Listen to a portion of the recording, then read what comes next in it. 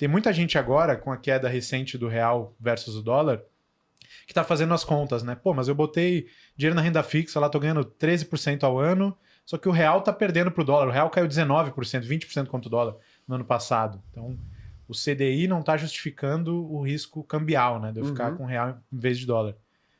A pessoa que já chegou nesse nível de raciocínio, ela só precisa dar mais um passo e se perguntar, peraí, eu tô com meu dinheiro em dólar ganhando 3, 4% ao ano, sei lá, só que o dólar tomou um pau pro Bitcoin no último ano também. Caiu uns 50% contra o Bitcoin. E nos últimos 10 anos caiu muito mais. Por que você tomaria a iniciativa de medir seu patrimônio em dólar e não em real? Porque o dólar é uma moeda mais forte, mais previsível.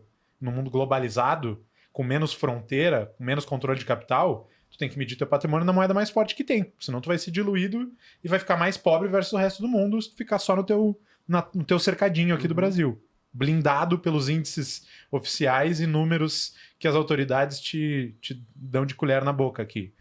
Se tu tem que medir teu patrimônio em dólar, porque o dólar é uma moeda mais forte, mais previsível, e agora tu tá aprendendo que tem uma moeda mais forte, mais previsível ainda que o dólar, é natural tu dar esse passo adiante e entender que ou o Bitcoin vai estar existindo daqui a 10 anos e vai ser a unidade de conta suprema, vai ter muito mais adoção do que hoje, ou ele vai ter sido esquecido, entendeu? Então, assina embaixo do que tu falou, meça seu patrimônio em cripto em Bitcoin. O Bitcoin é seu novo benchmark.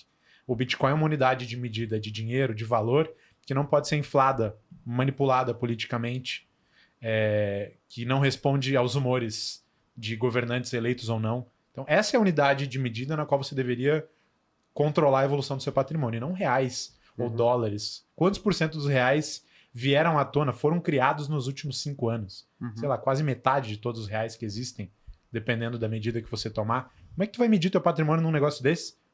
É igual jogar um jogo no qual os pontos não valem nada. Tem algum juiz supremo que muda o valor dos pontos a qualquer momento. Então, entenda esse caráter do Bitcoin de ser a unidade de conta final e meça seu patrimônio nele. Seria a minha sugestão. É como se... Então, Felipão, galera, tá todo mundo em um navio passando no continente, a galera do Bitcoin tá ali no continente, e você que tá dentro do navio, você tem a percepção que quem tá se mexendo pra caramba é a galera que tá no continente, que tá em terra firme. Por quê? Porque é onde você tá que tá balançando.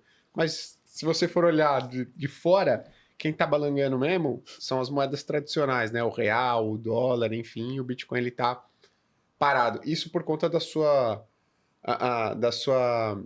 emissão cada vez menor de moeda, certo? Exatamente. Então, quase 50% dos reais foram criados, dependendo da medida que você toma, nos últimos 5 anos. Quando tu olha para o Bitcoin, nos próximos 100 anos, vai criar menos de 10% de moedas em relação ao que tem hoje. Então é muito mais limitado, escasso e programático, confiável. E aí você deve estar se perguntando, e o que isso tem a ver, né, com o potencial de um ativo, ou com ser prejudicial ou não para a economia? Eu sempre pego o exemplo da garrafa de água, né?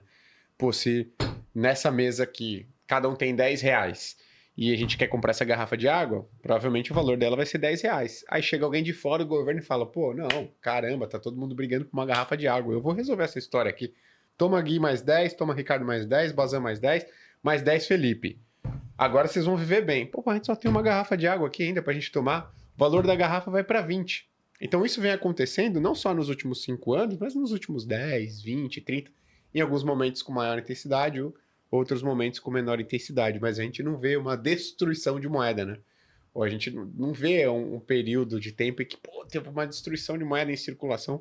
Muito difícil você ver isso. Então, a tendência é quanto mais moeda você tem em uma determinada economia, e ainda por cima, se os bens e serviços, né, de uma determinada economia não acompanham o crescimento nesse mesmo patamar, o que dificilmente acontece, seu dinheiro vai valendo cada vez menos. A gente não vê uma distribuição de moeda hoje aqui no Brasil, né? Mas mais da metade do mundo vive sob inflação de 2 dígitos. Tem muitos países que estão vendo a destruição das suas moedas. Não, a destruição de moeda que eu digo é de moeda em circulação, entendeu? Você teve a criação de moeda, saindo. Então, pô, mas isso não pode ser revertido, entendeu? Sim. Isso é muito complicado. Esse exemplo que você deu é bom, assim, a pessoa pensar, é você contra o governo.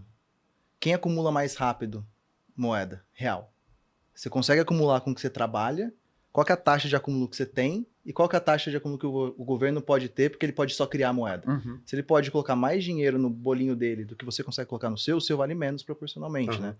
E com Bitcoin não é assim, porque você já sabe quanto que está aqui do outro lado. Se você consegue ter, ou acumular ou manter um ativo que ele não é super inflacionário, aí entra o outro lado, né? Se as pessoas passarem a entender que aquilo tem valor, ele passa a ter valor também. Se ninguém olhasse para o Bitcoin, não ia ter valor nenhum. Mas aí entra um ponto, inclusive a nossa audiência colocou aqui, que é a questão dos computadores quânticos, né? Eu queria que vocês, que são os especialistas, explicassem, né, de onde vem essa questão, A gente, desse medo a gente não é especialista em computação quântica só. do especialista em cripto. Por que o mundo cripto olha para os computadores quânticos, algumas pessoas, né, e enxergam que isso poderia eventualmente ser uma ameaça para o Bitcoin, tá? E se vocês enxergam efetivamente, se vocês comungam dessa opinião de que é uma ameaça ou não, e em que grau isso seria uma ameaça? Antes de responder, eu só acho que existe um grande viés de seleção aqui. Que é igual quando vem o papo do amigo do Gui e diz, mas Bitcoin é muito volátil. Tá, mas sim, você está comparando com o quê? Ou você está usando uma premissa de 6 anos atrás? Como a gente falou mais cedo, o Bitcoin não é mais tão volátil quanto muitas pessoas acreditam que ele seja. E eu acredito que a gente entra nesse papo da computação quântica e qual que é a ideia? Um computador quântico é um computador muito, muito, muito, muito mais potente do que o computador tradicional. E o negócio do Bitcoin ele é basicamente computação. Pense que você está numa loteria e que se você acertar as 6 dezenas da Mega Sena, você ganha o prêmio. E esse prêmio é a criação de um novo Bitcoin, esse é o processo da mineração. Então, se você tem um computador quântico que ele é muito mais potente do que todos os outros, tem uma vantagem desleal de que, cara, você pode resolver sempre na frente essa equação e você toma todos os Bitcoins para você pode alterar como esse negócio vai funcionar. Então, é meio que assim, a computação quântica ela é a maior ameaça do Bitcoin porque ela pode acabar com tudo da forma como ele existe. Beleza, o banco segue imune à computação quântica. Então, assim, eu entendo que existe uma ameaça, mas muitas vezes quando a gente entra nesse assunto, se tendencia muito para ela é uma ameaça para cripto. Para mim, isso é o último dos problemas. Assim, se a computação quântica ela for uma ameaça do jeito que a gente está falando, quem garante que o banco consegue manter sua senha protegida? Porque é o mesmo tipo de tecnologia, né? Agora, eu não tenho os dados mais recentes, talvez o Felipe tenha.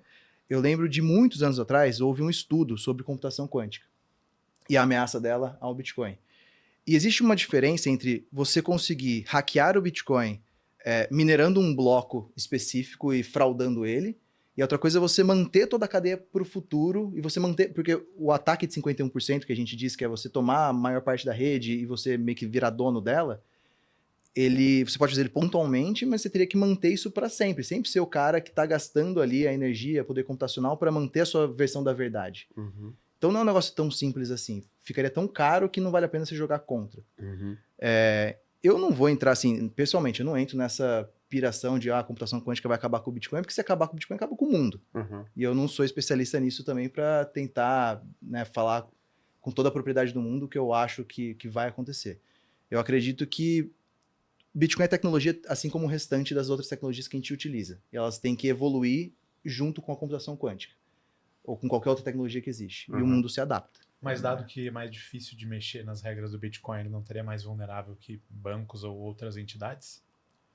De novo, eu não vou tentar falar aqui como especialista de tecnologia e dizer que eu entendo. Eu acredito que não por 2 motivos. O primeiro que eu, sinceramente, não sei que base de comparação a gente teria com o sistema do Itaú, por exemplo. Ele pode ser mudado, mas ele vai ser mudado na velocidade que acompanha o desenvolvimento da computação quântica? Não sei, mas mais rápido que o Bitcoin ele vai ser mudado, né? Mas a questão vai ser mudado para melhor? Isso é uma resposta que eu acho que nem o Itaú tem. A outra que é possível mudar o Bitcoin. Você pode fazer um fork dele. Então, existe um caminho para isso também.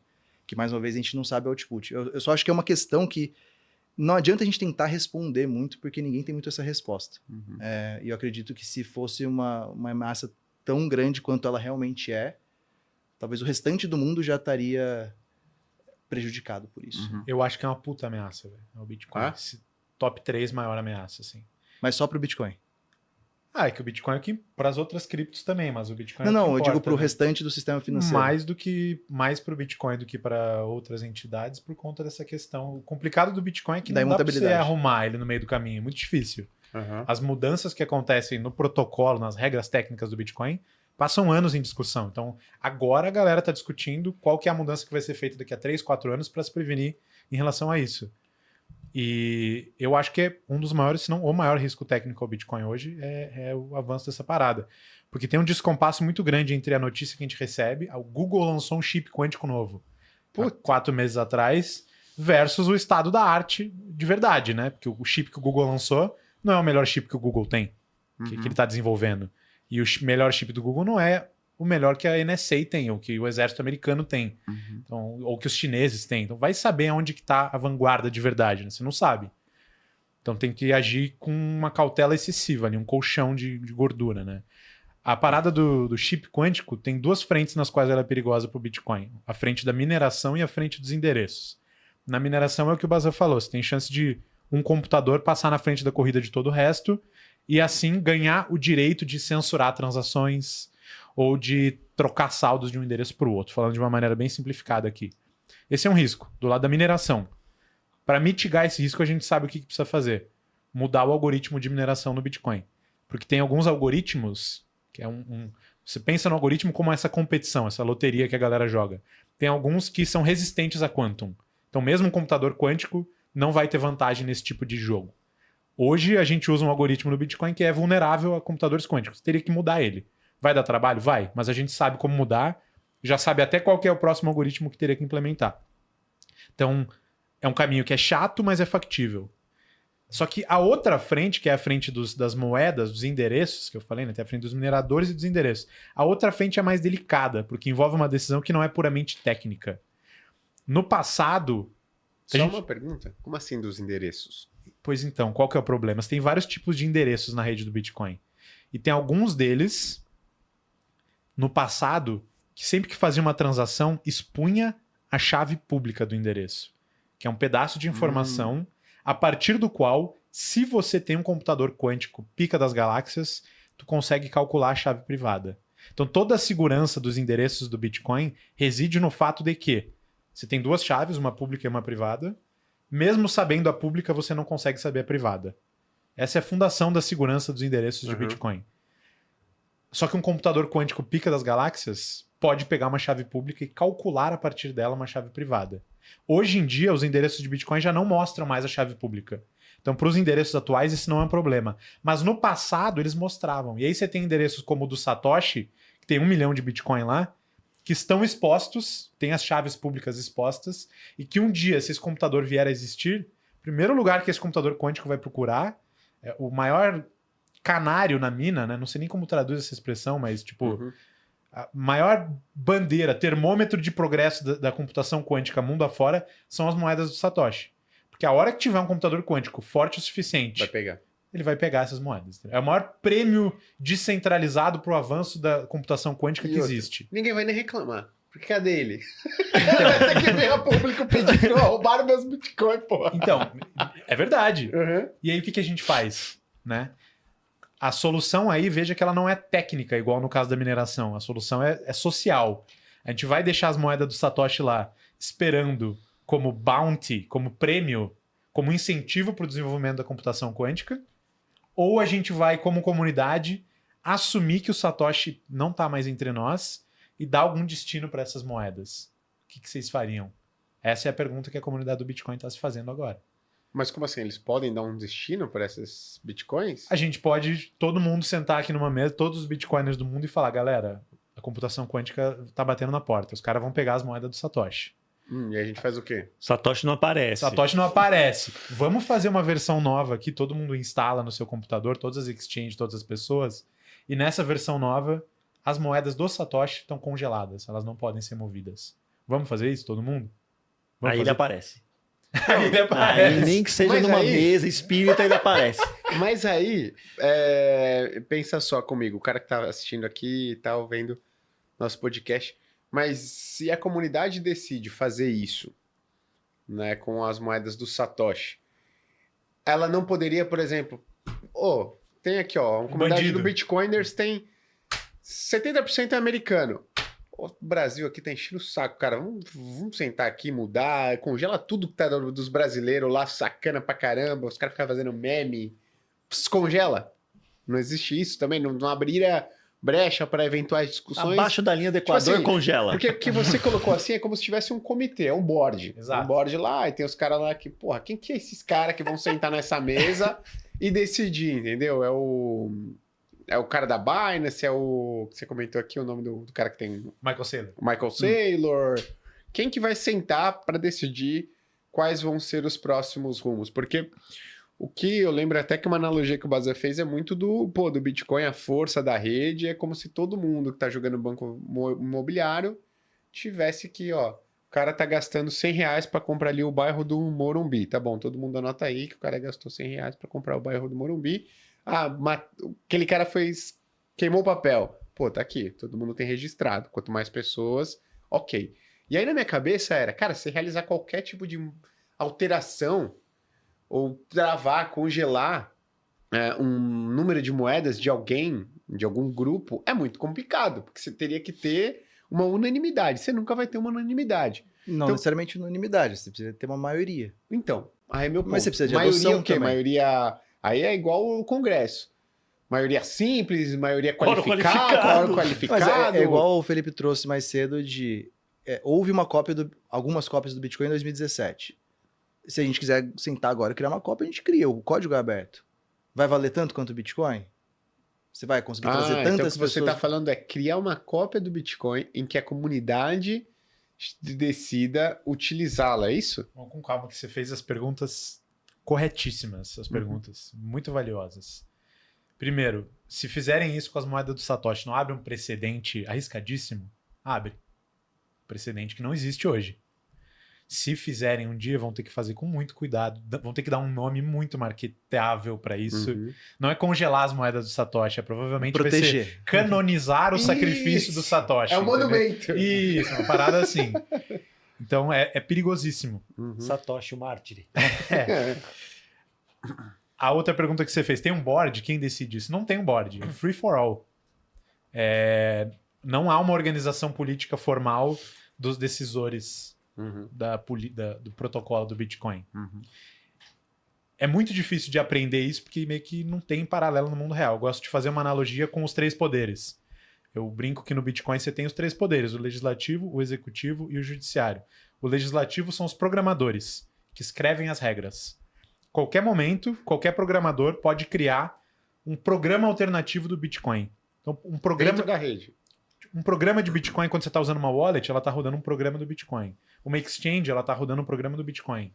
Todo mundo que participa da rede do Bitcoin, interage com ela, está rodando um programa do Bitcoin. Você pode criar uma cópia do programa do Bitcoin a qualquer momento, mudando os parâmetros. Então, você pode criar uma cópia do Bitcoin, cujo nome é Bitcoin, e que tem 42 em vez de 21 milhões de moedas, a qualquer momento. Uhum. Só que tem alguns parâmetros que não são retrocompatíveis. Então, por exemplo, se tu cria uma cópia do Bitcoin com mais Bitcoins do que existem, a hora que essa cópia, esse programa, tentar falar com o programa original, eles não vão chegar num acordo. Eles vão falar, opa, eu tenho 21 milhões de moedas, eu tenho 42. Não tá batendo isso aqui. E o que vai acontecer? Um fork, uma bifurcação. Vai se criar uma moeda nova, uma rede nova. Então, qualquer programador é um legislador potencial do Bitcoin. Pode criar leis novas, regras novas. Só que essas regras, quem vai executar ou não, são os mineradores.